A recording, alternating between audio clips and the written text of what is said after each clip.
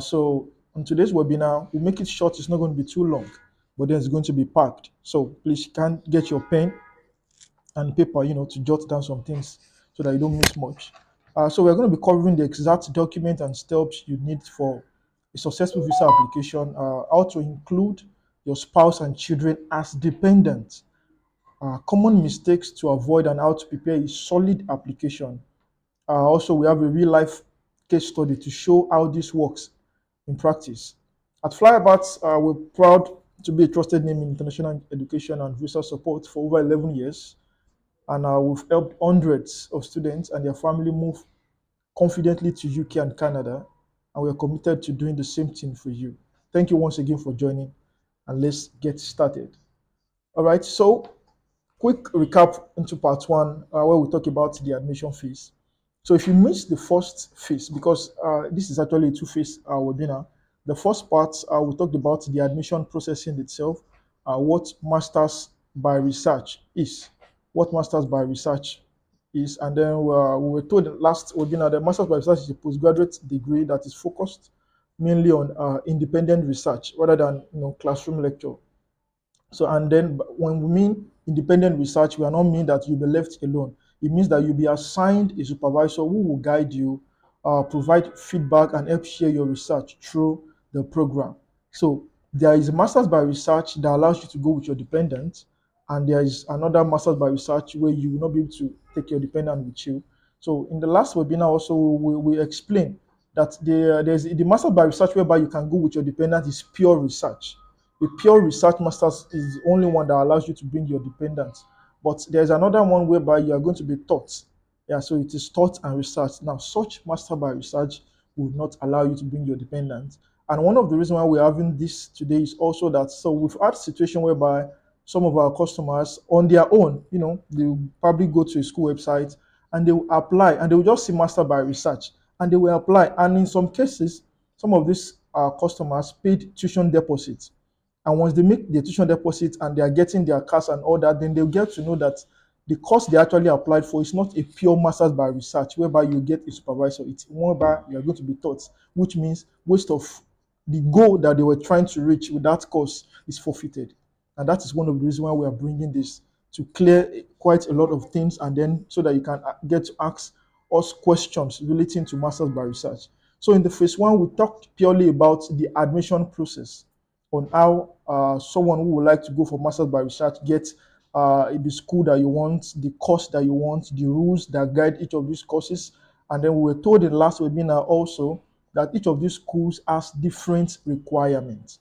Each of these schools, they have different requirements. And one of the reasons why, one of the things that we'll be doing for you here at Flyabout is choose the right MRS program that fits your goal, confirm your course, which qualifies you for independent, to prepare a strong application, which include a compelling research proposal, and understand the visa process for you and your family.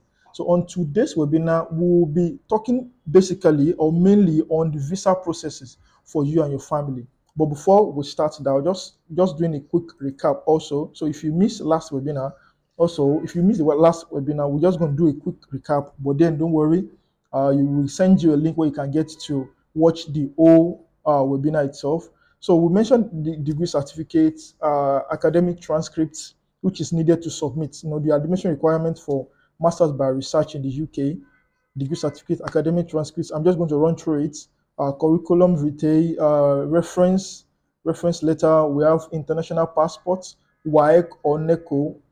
We have research proposal. Now, by research proposal also, in the last webinar, we were told that research proposal is not actually asked by all the schools. So each school has its own rules and regulation. So some schools ask for research proposal, while some schools do not. Now, some schools ask for WAEC that is above, some schools accept WAEC that is above 10 years, while some schools do not accept WAEC that is above 10 years. Do we understand that? So we mention most of these requirements, and then what do you do if you are applying for masters by research and your WAEC or NECO result is above 10 years, is above 20 years, what should you do? And we're told that if your WAEC result is above 10 years, there are universities in the UK that will accept it. And if your WAEC is above 20 years, from some university will ask you to go and write IELT. Yes, some will ask you to go and write your IELT. But if your work is still within 5 years, and then that means you must have at least C5, C6 in your English language for you to be able to process your matter. Let's talk about phase one and phase two so that we can have a perfect understanding of what the whole of the webinar is about. Now, what we are trying to make we us understand is so for a master's by research program, apart from the fact that you have all your documents, the certification, I mean, this, your BSc certificate, your transcripts, and all that, and you've gotten the admission. It's past. It is more than you just applying. You have to know what you are applying for. This is not just you applying for an undergraduate studies in a university. And the thing is, you might actually apply to a university, and the course that you are picking will not is not a course that your dependents can come with, which is why you have to be very, very careful. You must really know what you are doing if you want to apply for a master's by research program. And also, when you're applying to most of these university, you have to note that you are not going to be considered as an undergraduate student. You are not going to be considered as just any ordinary master student. Now, their understanding is that if you are applying for masters by research, then you have quite a lot of experience, and even which means it has to show in your CV. Your CV must be detailed enough. When you are writing your research proposal, now research proposal for some of us that might have question about that, research proposal is mainly about your course. So when the university is asking for a research proposal, what they are saying is, if you are okay, let's assume you want to do masters by research in chemistry. Now, give us a research proposal on that course, chemistry, your particular course in chemistry. Why that particular course? What do you want to do with that course? And after you are done with that course, what do you aim on achieving with it also? So you have to write the aim and objective, the reason, and all that. So that is different from SOP now. Okay, so that with research proposal. So by the time you have all your documents, now imagine someone who is done with you're able to you got an admission in university, you have all your documents, then you took all those documents to another agency to apply for your visa. I can guarantee you that there might be a mistake.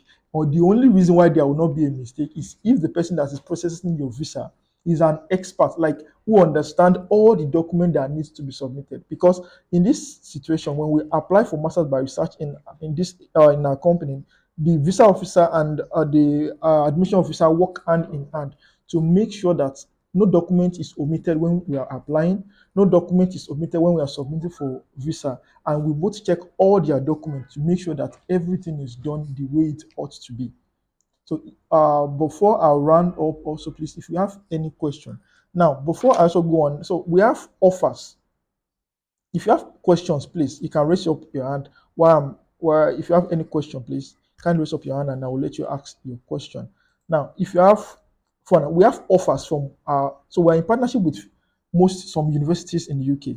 Now, like I said, not all universities in the UK will allow you to ask course that allow you to take your dependents with you. But we're in partnership with some universities in the UK that allows that. And so we have a Telegram page where we drop offers for most of this university. Yeah. So why some one of my colleagues will drop the link there. You can click on that link and join the Telegram page so that you can always be in the know of all the offers that is coming from this university. And then who knows, it might be a course that you want, it might be the university that you want. So click on that link and join the Telegram group. Also, if you have not registered for this webinar and you need the video of this webinar, it was recorded so that you can watch it over and over, because I know you might miss some point, something that we've said and you want to probably hear it again. Also, please, one of my colleagues will drop a link also. Just kindly click on that link, fill in the form, and then I will forward the video to you. And also, we've been able to accomplish one thing, which is that when you are as a master's by research student, when you apply for when you're applying for a master's by research, the list of documents that is needed for you to have a successful application for your admission. And when you are done with that, because it is phase one and phase two, and then phase two now is the visa. Because imagine going through the stress of getting your admission and then you getting denied in your visa phase.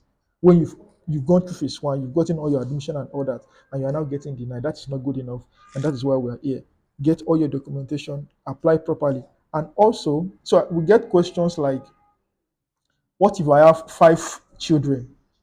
Now, it does not matter, please. Even if you have 6 children, they can go with you to the UK, please. They can go with you to the UK. Do not let anybody tell you otherwise. as long as you have documents, yeah, that says that these are your children, yes, you can go with them. And note, your parents cannot be your dependents, please. No, no, no, no, no, no. It has to be your spouse and your children, please. Your spouse and your children. My colleague in person of Joshua, who's going to be taking us through the visa process. Now, in the visa process, please, now the reason why we are bringing this to you is so that you understand that even after a master's by research student has gotten all the requirements, the research proposal, the ATAS, and you've submitted all your documents, and then you have your CAS, you've made your tuition deposits, and you have your CAS. Now, the question now is, how will you process your visa? Now, because most people, when they get to this master's by research, they don't even know what documents to submit for their visa processing. Now, which is why I have here my colleague, is a visa expert who is going to take us through the required document that is needed. And then we also have a case study whereby you get to know how much you are going to be spending at each of this stage. So at the stage of submission of documents, how much are you paying? For your visa fee, how much are you paying? And when you've gotten your visa, you want to travel, how much do you spend in the UK and all that. So we've done all those research for you. And of course, they're not just research, they are based on facts, that's on what is currently happening currently. So which is why the next voice you hear after this is going to be of that of my colleague in person of Mr. Joshua. Uh, so he's going to be joining. I'll be going off now, and he's going to be joining us. So Mr. Joshua, you're on, please. A lot of people ask these questions, and this is basically what I'm going to be covering. I'm going to be covering the documents you need, and then most importantly, what people ask about the financial part of the whole application process. Okay, so in order to study in the United Kingdom, you will need to apply for a student visa, which is formerly known as the Tier 4 General Student Visa. You can submit your visa application online within 6 months of starting your course. That is, you need to submit your application within 6 months before your resumption time. For example, if you are resuming September, you need to start your visa application early so that if there's going to be any issues along the line, you'll be able to meet up with your resumption time. Okay, and as part of your application, you will need to pay an annual immigration, your IHS, which is your immigration health surcharge, and then you submit several documents, which includes your travel documentation, the confirmation of acceptance of studies, which is your CAS, very, very important for the visa application process too. Your biometric information that will be taken during your appointment. And then most importantly, very, very important, your proof of financial, your POF, which is your proof of financial support. Now, these documents are what we are going to be talking about. These are what I'm going to be taking you through. All right. So, moving to the United Kingdom for a master's by research with your dependents. Now, for those that want to travel with their dependents, if you are pursuing a master's by research in the United Kingdom, it's a very, very transformative experience, especially for the international students. If you are planning to move with your dependents, it is essential you understand the visa requirements and the processes involved. Now, this guide, I'm going to be taking you through guides, and they are going to outline the documentation. I'm going to be outlining the documentation checklists, your financial requirements, the application process, and the common pitfalls to avoid. All right. So, moving to the documentation checklist, we have the detailed requirements that you need. You have your valid passports for each applicant. If you are going with your dependents, you all need an international passport. Of course, you cannot travel without your international passport. Now, for you need a valid passport, a current passport with at least 6 months validity. That is, you need your passport needs to be at least 6 months valid during the course of applying for your visa process. Now, this particular requirement is needed for both the applicants and the dependents. All right, and then also you need to have enough page so that when they are approving your visa, they will have a space for them to put a stamp. That's for the people that travel frequently. Now, people that travel frequently and they have a lot of stamps on their passports, they need to have space in that passport that that the visa officer will be able to stamp the visa when it is approved. And now, second, you need your CAS. The second requirement for your visa documentation checklist is your CAS. You need your CAS. Now, this CAS, I believe we all have an idea of what a CAS is. I believe we all have an idea of what a CAS is. I believe my colleague Mr. Olumide has been able to explain. Your CAS is that document is that's going to be issued to you by the school when you get an admission. Now, this CAS is very, very important for your visa application process, because without this CAS, you can't actually apply. You can't apply, you can't proceed with the visa application process without a CAS. If the school has not issued you a CAS, you can't even think of applying for a visa, because it is very, very essential. There are some reference letters that will be on that CAS that you need during your visa application process. Now, the third one is your financial proof, the proof of finances, which is your statement of accounts. Now, this is where a lot of people have issues, and I'm going to be touching, and I'll make sure I explain, I touch one or two places that will be able to at least give you an idea of how much you need to budget when applying for a United Kingdom um, Masters in Research program. All right, so you need to demonstrate that you have enough money to pay for your tuition fees, your living expenses for the duration of your course. The required amounts will be stated on your CAS, and it is typically around £1,483 per month. That is for courses in London, and £1,136 per month for courses outside London, for universities outside London, and put it that way. And then you also need to pay your immigration health surcharge, which is your IHS. And then the fourth is your language proficiency test. Now, not all schools actually require this English language proficiency test. In some cases, they might actually need it, but in some cases, they might not need it. But in cases where it is required, you need to write an IELTS exam. You also need to provide it during your visa application process. Another very, very important document is the TB test, which is known as the tuberculosis test result certificate, which will be issued to you by an approved clinic. Now, if we'll be able to recommend clinics when you are ready for the process, Flyover to be able to recommend clinics for you, approved clinics that would help you with this test and will issue you with a valid certificate that you'll be able to use for your visa application process. All right, and then you also need your academic documents.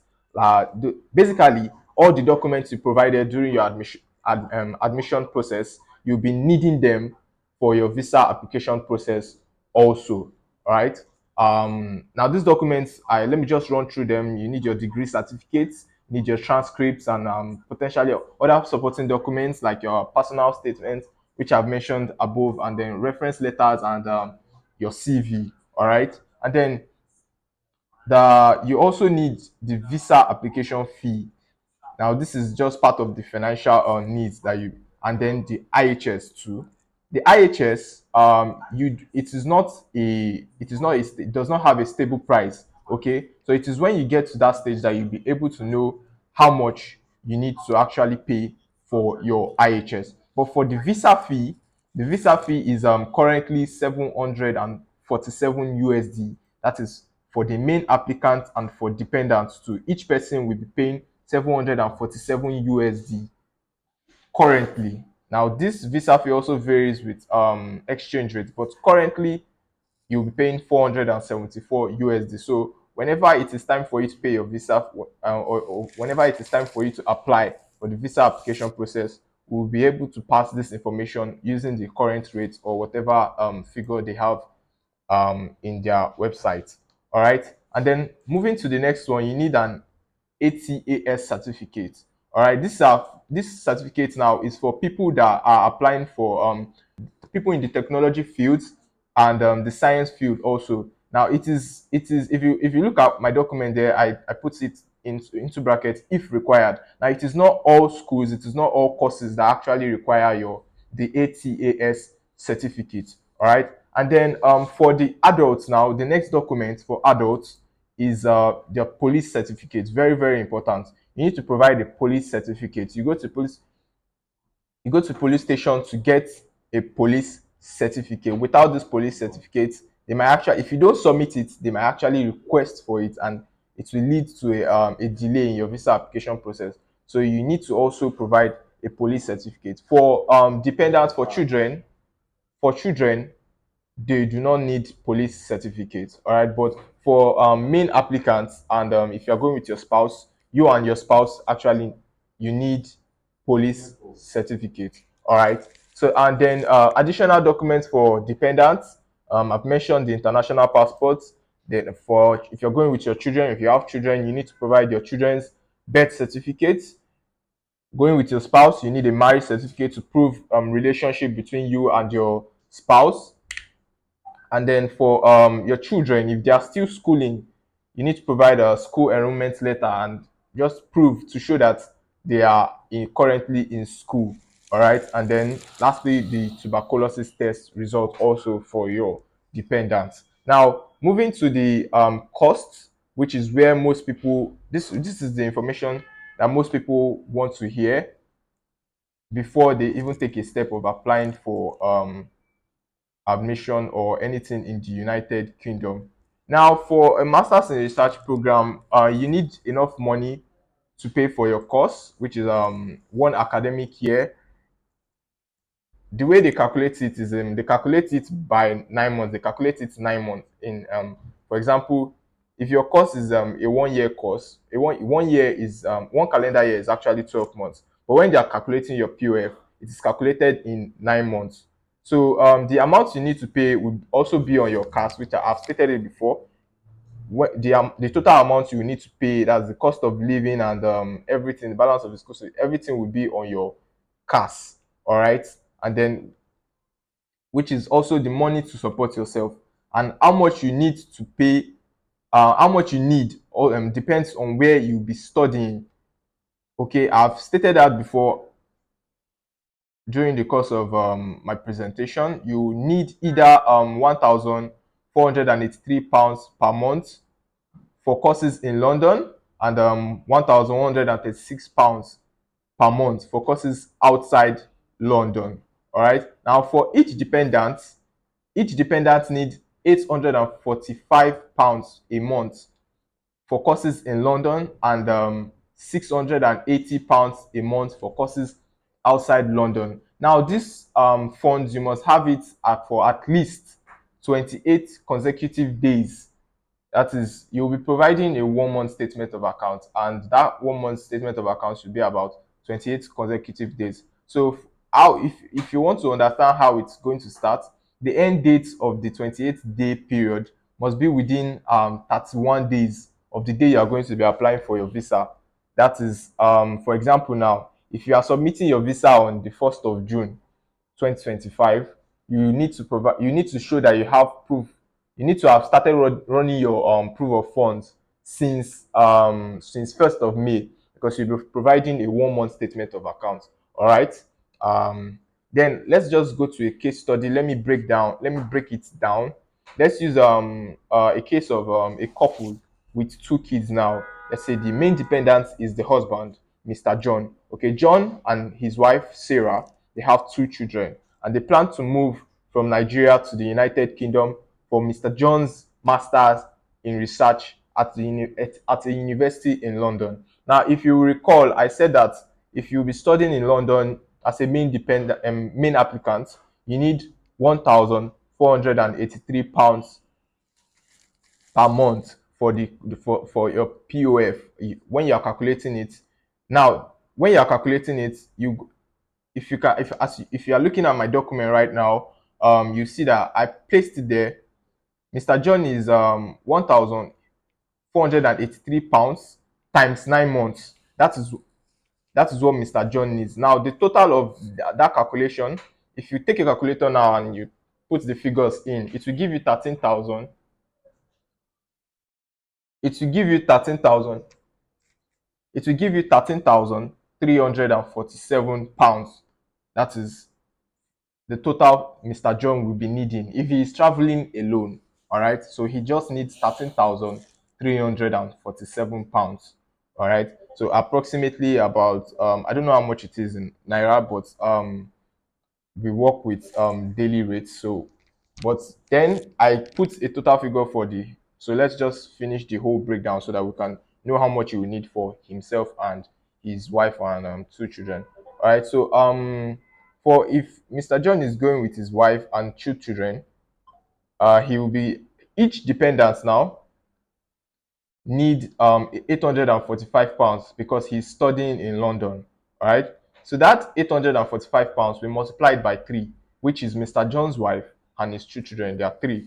So the total of that one is going to give us 2,535 pounds. Now, 2,535 pounds times 9 months is going to give us 22,815 pounds. All right. So we are going to sum up 22,800 and, oh, sorry, 22,815 pounds plus Mr. John's total figure, which is 13,347 pounds. And it is going to give us 36,162 pounds, which is approximately 76,464,187 naira. With that is with the current exchange rate. All right.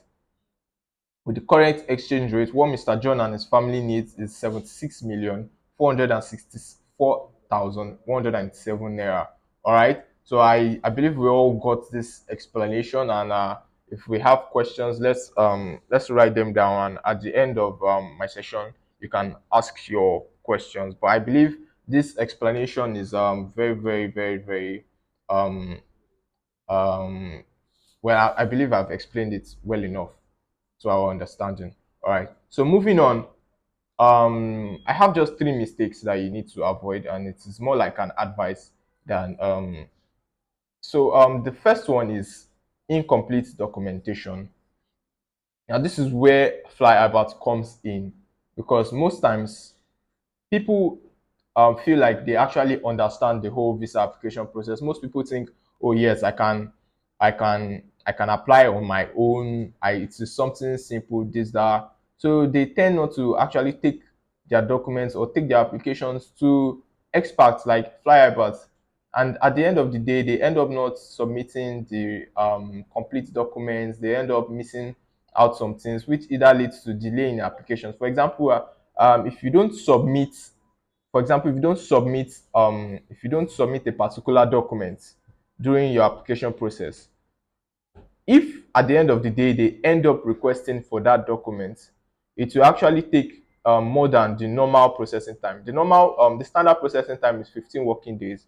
But if they actually request for a document you did not add when uploading your document, it will take more than that 15 working days, which will actually be bad for your application. And sometimes if you eventually do not even apply on time, it will affect your resumption time, and sometimes it might lead to rejection. Or even though they find out that you didn't upload the documents, they might not even tell you to actually upload it. They might just reject the application straight up. So instead of